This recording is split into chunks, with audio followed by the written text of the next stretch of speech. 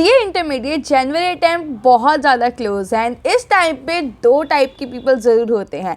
एक जो इतना ज़्यादा पढ़ चुके हैं कि अब लास्ट मोमेंट पे पढ़ाई बिल्कुल ही नहीं हो पाती है, और दूसरे जो कि अब लास्ट मोमेंट पे आके इतना ज़्यादा पढ़ रहे हैं बट स्टिल दिमाग में कुछ भी नहीं जा रहा है। सो इस टाइम पे we need a reality check. You need to talk to yourself. अभी एग्ज़ाम में 10 दिन लगभग बचे हुए हैं एंड यू नो दैट कि अगर अब तक कुछ नहीं हुआ है तो अब क्या होने वाला है। इस टाइम पे जो थॉट्स होते हैं कि हम एग्ज़ाम को छोड़ दें, क्या ये तरीका सही है? इस टाइम पे एग्ज़ाम छोड़ना सही है, या फिर अब एग्ज़ाम नहीं निकल रहा है तो मस्त चैन से बैठ जाते हैं कि होने तो वैसे भी नहीं वाला है तो लेट्स जस्ट चिल। दोनों ही चीज़ें गलत हैं। इस पॉइंट ऑफ टाइम पे सबसे पहले हमको अपने वीक सब्जेक्ट और स्ट्रॉन्ग सब्जेक्ट्स को एनालाइज करना चाहिए। आज की वीडियो में हम कुछ ऐसे ही पॉइंट्स पे लाइट करेंगे जिनको हम अपने माइंड में रखना चाहिए एग्जाम्स में बैठने से पहले। सबसे पहली चीज़, एग्ज़ाम में तो बैठना है। अगर एग्ज़ाम फीस दी है तो एग्ज़ाम में बैठना है। अगर अब तक कोई मॉक टेस्ट नहीं दिया है, कोई एग्ज़ाम घर पे नहीं लिखा है, so it's a great opportunity. Just एक मॉक टेस्ट की तरह पेपर देकर आओ, जिससे नेक्स्ट अटेम्प्ट में आपकी हेल्प हो जाए जानने में कि आप बिना पढ़े कितना पेपर दे सकते हो। कोई भी रैंकर होता है, उनको एग्ज़ाम से पहले वो कॉन्फिडेंस नहीं आता है कि वो रैंक लाने वाले हैं। सारा ही कॉन्फिडेंस उनको एग्ज़ाम देने के बाद फील होता है कि हाँ, हमारा पेपर ऐसा गया है कि हम रैंक स्कोर कर सकते हैं। काफ़ी इंटरव्यूज़ मैंने सुने हैं एंड उसमें मेजॉरिटी लोग ऐसे ही होते हैं, क्योंकि आपको 100% कॉन्फिडेंस कभी फील हो ही नहीं सकता अपने अंदर से। इतना सारा सब्जेक्ट है, कुछ सी कैटेगरी चैप्टर्स है, कुछ ए कैटेगरी चैप्टर्स है, एंड पेपर को मुश्किल बनाने के लिए कौन सा परम्यूटेशन कॉम्बिनेशन यूज़ होगा, वी नेवर नो। मेरे साथ दोनों ही इंसिडेंसेस हो चुके हैं। May 23 में अकाउंट्स के पेपर में मेरे से ब्रांच काउंटिंग बिल्कुल भी नहीं हो रहा था। मैंने उसमें से जस्ट फॉरेन ब्रांच का टॉपिक कर लिया एंड गेस व्हाट, एग्ज़ाम ने फॉरेन ब्रांच ही आ गया।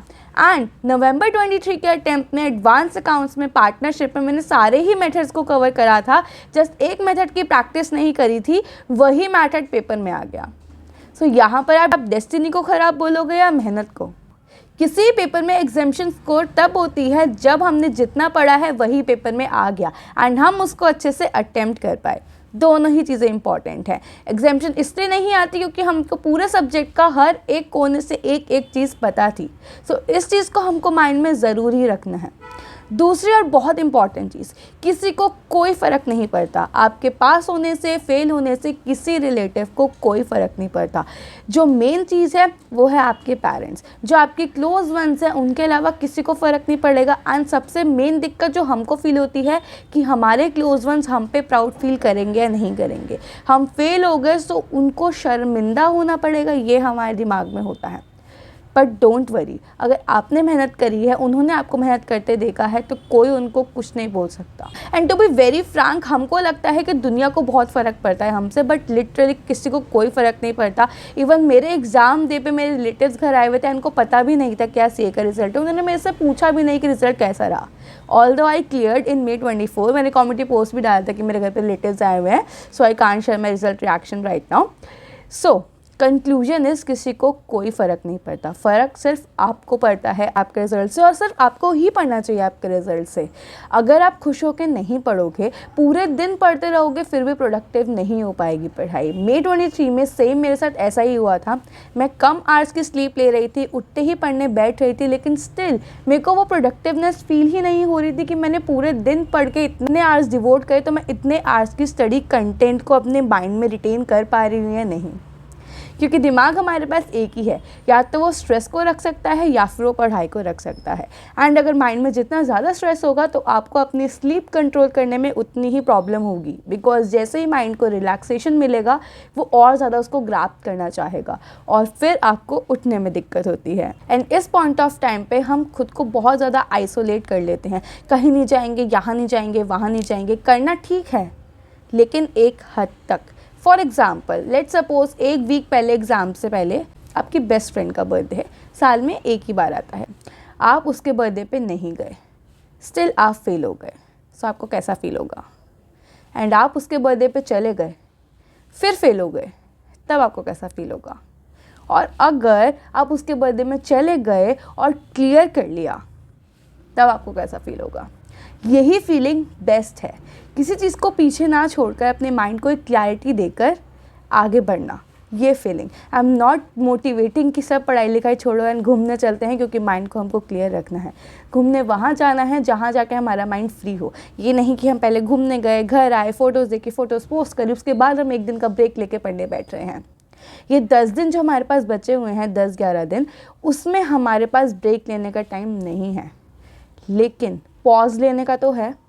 पूरे दिन में कुछ घंटे पढ़ने के बाद जब आपका माइंड आपको इंडिकेशन दे कि अब मेरे दिमाग में कुछ नहीं जा रहा, जस्ट टेक अ ब्रेक, उस टाइम पे ब्रेक नीडेड है, नेसेसरी है एंड लेना भी चाहिए। अगर नहीं लोगे तो उसके आगे के सारे आवर्स आपके प्रोडक्टिवनेस बहुत लो हो जाएगी एंड तब नहीं होगी पढ़ाई।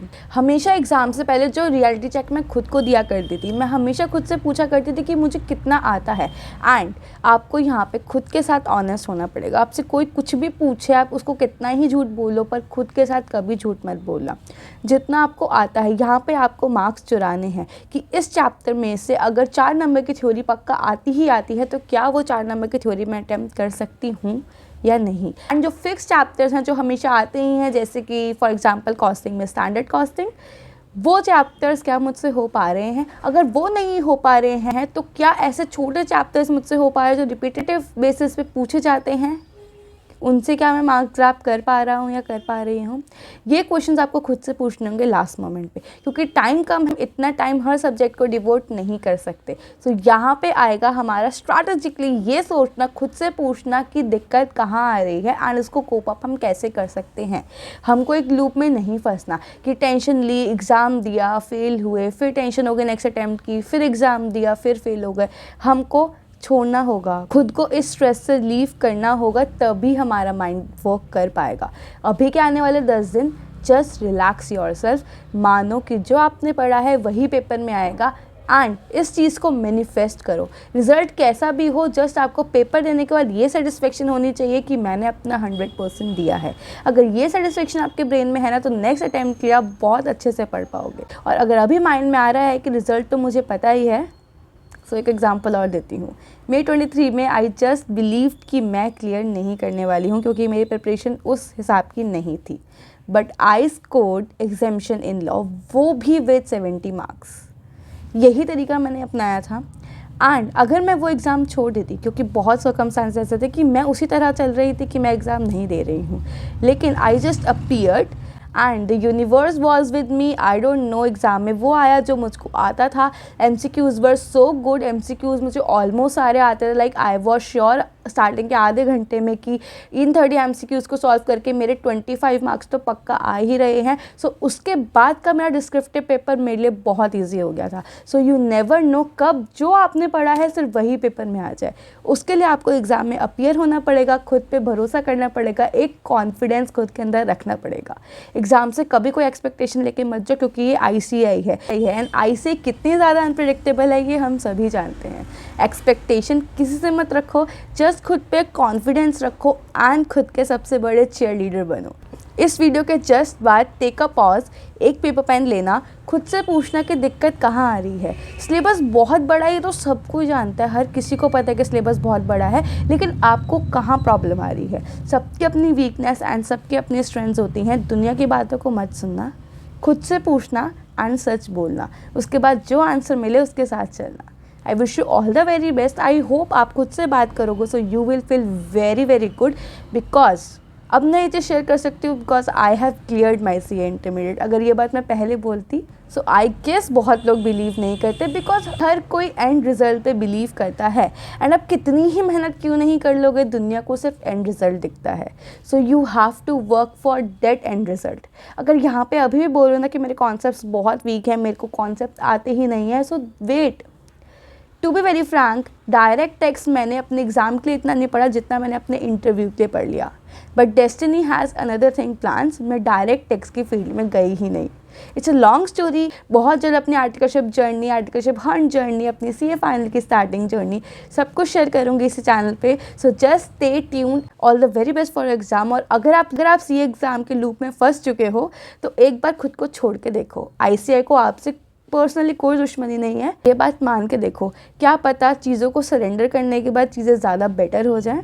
So all the very very best. I hope आप इन चीज़ों को इम्प्लीमेंट करोगे, एंड इफ़ ये हेल्पफुल रहता है so I will love to know your opinion in the comment section. I will wait for your comment. तब तक के लिए all the very best. Prepare करते रहो लेकिन खुशी के साथ। एक टीचर भी हैं, उनका फेमस कोट है जो वो हमेशा यूज़ करते हैं कि खुशी से पढ़ेंगे तभी आगे बढ़ेंगे। सो आई जस्ट बिलीव दैट कि खुशी से पढ़ेंगे तभी आगे बढ़ेंगे। सो खुश रहो, अच्छे से पढ़ो, तभी प्रोडक्टिव स्टडी होगी, क्योंकि आवर्स ऑफ स्टडी मैटर नहीं करती, प्रोडक्टिवनेस ऑफ स्टडी मैटर करती है। तो again all the very best. मिलते हैं आपके पॉजिटिव रिजल्ट के सेलिब्रेशन में। तब तक के लिए take care of yourself, take care of your family and bye bye.